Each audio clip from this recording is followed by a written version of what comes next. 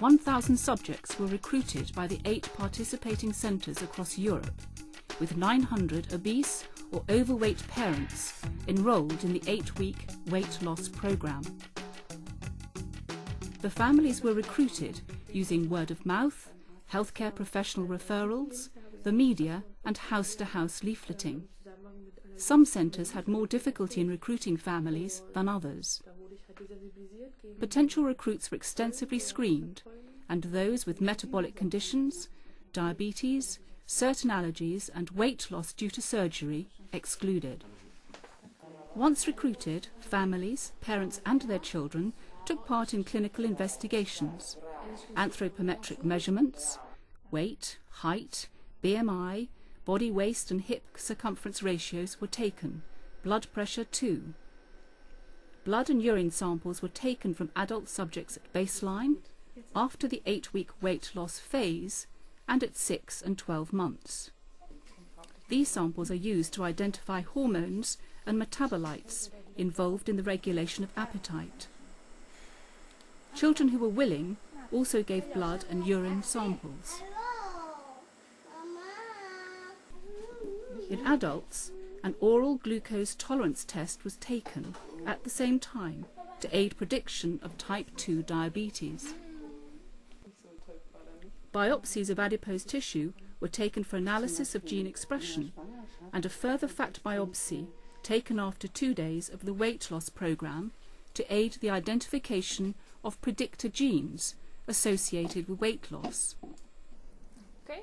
The physical activity level of recruited subjects was also assessed. Door de batterij is 20 seconden. En als het lampje niet meer knippert, dan moeten we eventjes bellen. All adult subjects initially took part in an 8-week weight loss diet, using an energy-restricted, liquid, low-calorie diet of 800 to 880 kcals a day. This diet contains all necessary proteins, essential fatty acids, and the daily requirement for vitamins and minerals. This daily energy intake of approximately 800 calories may typically result in a weight loss of 1,000 grams or more each week. A limited amount of fresh vegetables and salad was allowed in addition. 90% of recruited subjects successfully completed this first weight loss phase, reducing their weight by 10% or more during that 8-week period. Het streven voor mij was om, als we beginnen met datgene wat Diogenes eiste, dus die 10% geloof ik, wat je minimaal vanaf moest halen, of we dat zouden halen. Ik ging daar eigenlijk vanuit dat dat veel meer zou worden. Dat is dan uiteindelijk ook wel gelukt. En het streven is nog steeds, als we onder de 100 uitkomen, althans voor mij, dan spring ik altijd in de lucht. De eerste week is lastig. Het is een hele omschakeling in je patroon en je lichaam protesteert aan alle kanten. En ja, daarna loopt het eigenlijk vanzelf. En het grote voordeel is, dus vonden wij, als je strikt op Modifast zit, dat iedereen dat snapt. Iedereen in je omgeving snapt dat ook. En je krijgt geen verleidingen meer. Stel je niet aan, dat hele koekje, dat kan toch geen kwaad.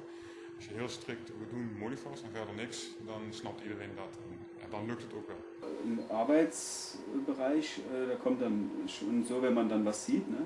Ja, wie lange willst du denn noch machen? Du fällst ja vom Fleisch und isst doch mal was Ordentliches und so, ja. Dann kriegt man schon so ein paar Bemerkungen. Wahrscheinlich aus Neid, ich weiß es niet. Ik moet zeggen, nu is het veel moeilijker. We gestopt zijn met Modifast en weer normaal eten. En dan wordt er vlaai gegeven op werk. En kom, een tweede stukje, iedereen doet toch een tweede stukje. Ja, nee, laten we het toch maar niet doen. Stel je niet aan. Dat soort opmerkingen krijg je nog veel meer als in de Modifast-periode. Nou, wij hoefden op zich daar niet aan mee te doen, maar het was wel soms te merken dat zij wat geïrriteerd waren of zo. Maar nee, voor ons viel het wel mee. En konden gewoon dooreten.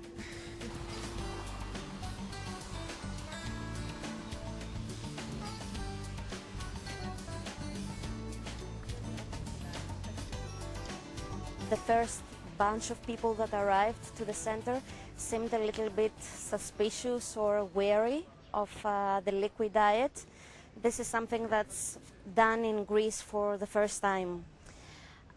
But once we got like 10 families in the program and they saw the good results and they liked our working together and our way of working, all the dietitians. They seemed quite happy. So many of our participants after that came from mouth to mouth. And especially during the first week of them being in the liquid diet, they found it very, very hard. I'm sure it's the same in the other centers too. By the time they started forgetting their hunger, they changed their minds and everything seemed to change in a positive way. They found the diet more practical, more economic. They didn't have to carry Tupperware with lunch at work. They just had to carry, the small sachet of the diet and just mix it with water. So it was very practical. They didn't have to think about what to cook every day, apart from their kids, of course. So it was a positive experience. Families with at least one member who achieved an 8% loss of initial body weight were then randomized to one of the 5 dietary arms, including a control group. In 2 centers, supermarkets set up for the study provided families with free food for 6 months, followed by 6 months of dietary advice and support. The other 6 centres provided families with 6 months of dietary advice and support only. The 4 diets used in Research Line 1 were high or low in protein and high or low in GI. The 5th diet, the control diet, was based on the family's usual diet, but with additional advice on the inclusion of healthy foods. Each diet, and what this meant in terms of portions, was clearly explained to the subjects.